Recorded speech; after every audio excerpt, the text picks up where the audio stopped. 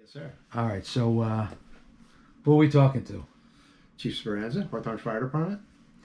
And I know that the last several weeks, there's been a series of fires here in Hawthorne. So Yes, sadly, there's been some catastrophic fires over the past, I would say, 8 weeks. We've had five significant fires, which are troubling for us, extremely dangerous, not only residents, and unfortunately led to some pets being lost as well. what would you say, people watching? What would you say? What are some of the? What's the most important thing, like to prevent it or to help minimize it? What's the most important thing for someone to have in the home? Prevention of a fire, it's good old-fashioned common sense. If you see something that doesn't look right or appear right, it probably isn't. Smoke detectors absolutely save lives. They tell us when a fire is beginning to develop. Keeping in mind, a fire will triple in size within 1 minute. Triple in size. Triple. So if you do a 2-minute timetable, you're at 6 times what it was originally when it started. So if it's a waste paper basket, it's going to develop into the couch, the living room, and eventually the entire room within probably 2 to 3 minutes. Fire grows rapidly because what we're burning now. We don't have lumber in our house. We have all prefab, all kinds of new construction. We have all kinds of plastics like computers and stuff like that, or PlayStations and all that. They burn rapidly and they burn very toxic. So once you get a breath of smoke nowadays, your chances of survival are diminishing rapidly. And Because of the chemicals in that material. Inside, yeah. Cyanide is the killer in the smoke that's out there right now. So if people smell something, what should they do? Call us. It doesn't take more than a few minutes to send a truck 911? over. Dial 911. Don't come on a cell phone. Dial 911. Have a fire apparatus respond. The police officer will get there. If they assess it to be nothing or something that's easily found, they'll downscale us. They'll reduce the amount of members that are coming out and fire trucks that are coming out. But at least they've made the call. Some of the fires we've had in the past were delayed calls. Delayed calls lead to catastrophic incidents and total losses. So delayed calls, that's someone that's trying to figure it out themselves, or they don't. Or not confident that something's going on. They don't want to disturb the fire department. There's no disturbing us on a minor incident compared to what you're going to disturb us for a major incident. It doesn't matter how minor. Like if you feel like you smell something that's wrong or something's not right. We'd rather have you take the good intent part of it. Like one of my chiefs have said, a good intent call is you call us because you're concerned about something. We'll take a look at it. We have instruments that work that they don't have. We can see in walls, look for thermal imaging. We can see if there's any kind of heat developing, and that'll help prevent. You have those machines, the scanners that correct. Show you. Oh, that's cool. Yeah, every apparatus is a thermal imaging camera. Not only we have ear metering and monitoring systems that we can work. We can actually see if something's developing prior to it becoming a major complication. So. Again, the fires we've had in the past couple weeks have been delayed calls, some as long as almost 40 minutes, which is 40 minutes. Absurd number. 30 minutes, I think, is the number we had. Yeah, 30 minutes on unfortunately Buena Vista fire, which appeared to be about a 30-minute time cycle. Again, we can't prove that, but we can go by interviews with residents, people that are on site, that it took a while for the fire department to get called. And once that happens, fire grabs hold of a building. There's not much we can do to save it at that point. And you put us in harm's way completely as we're trying to save your property or a pet.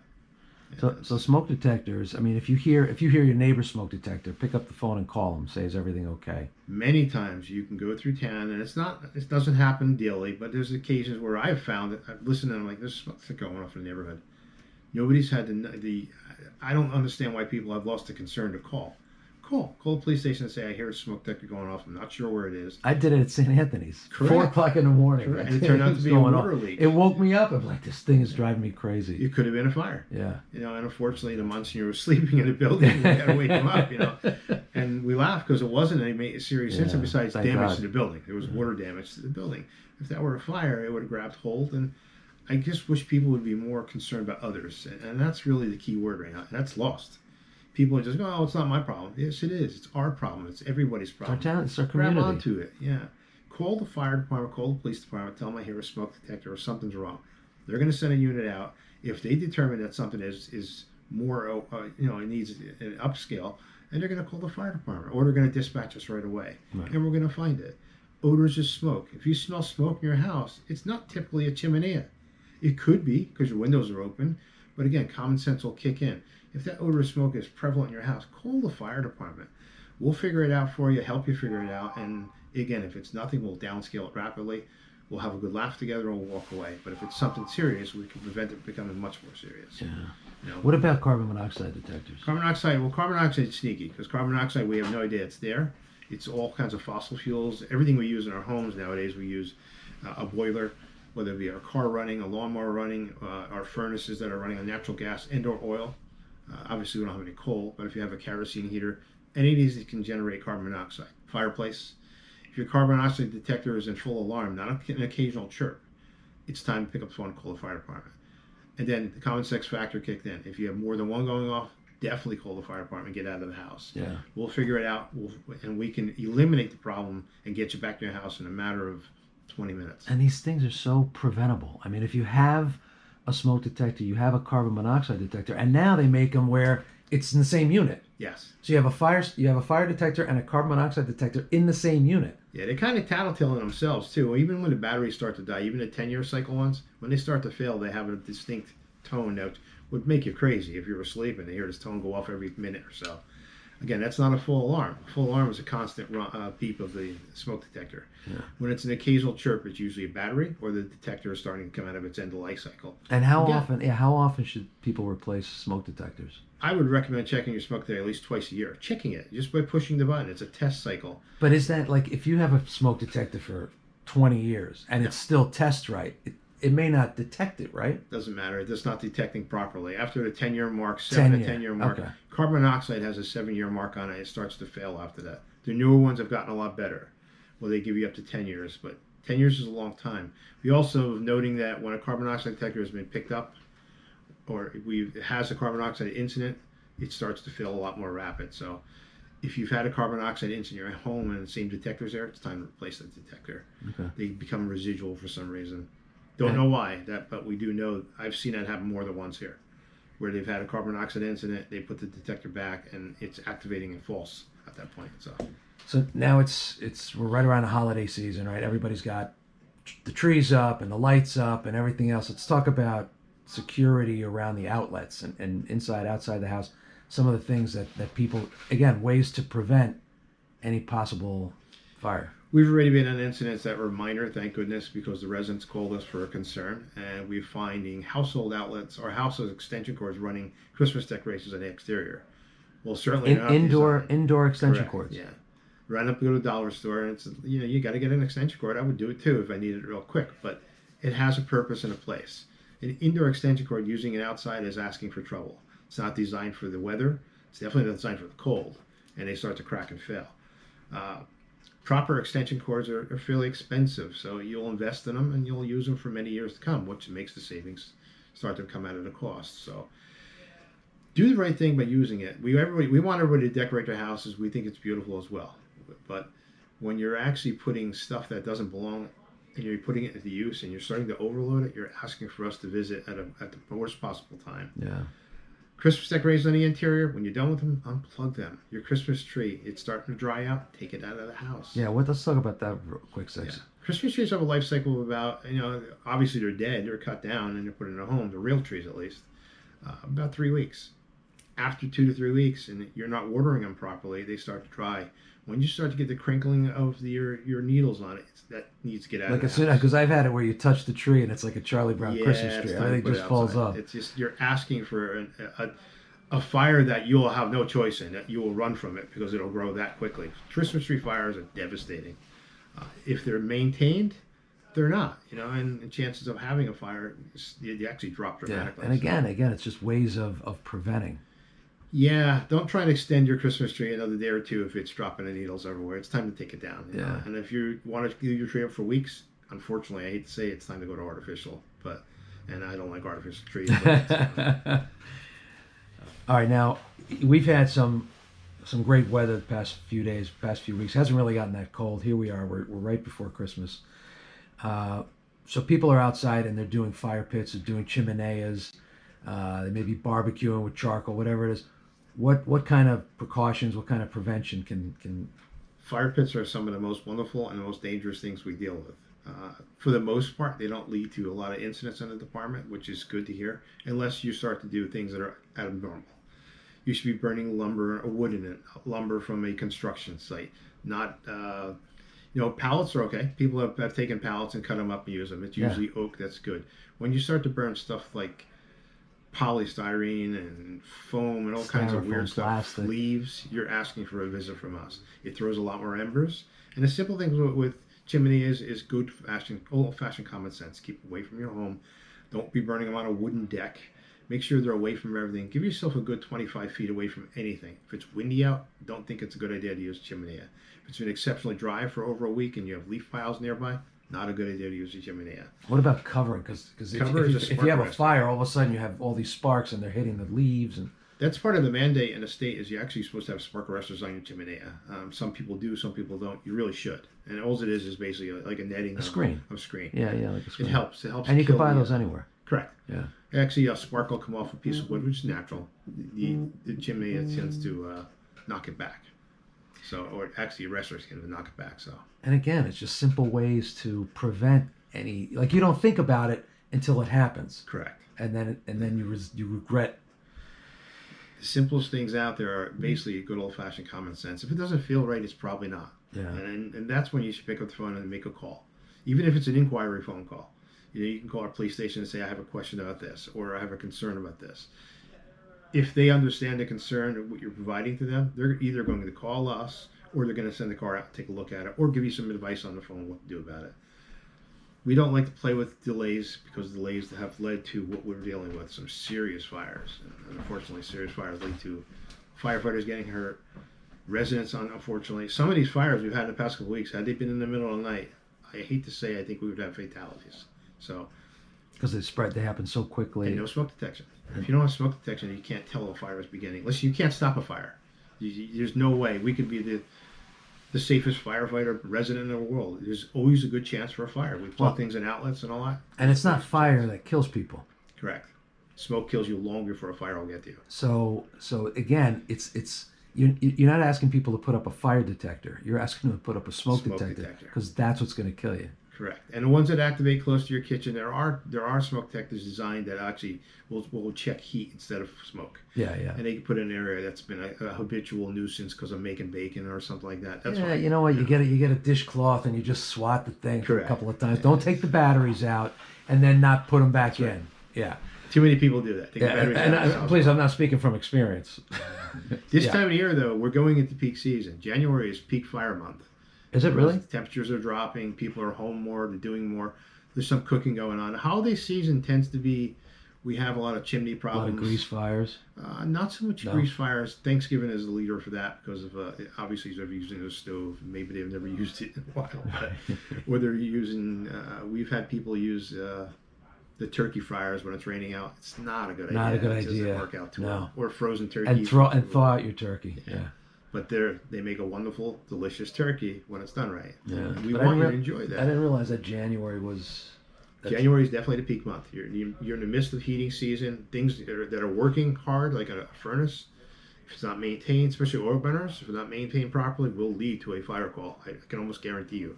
If you don't maintain your equipment, it's going to fail. Yeah. It's like not changing the oil in your car.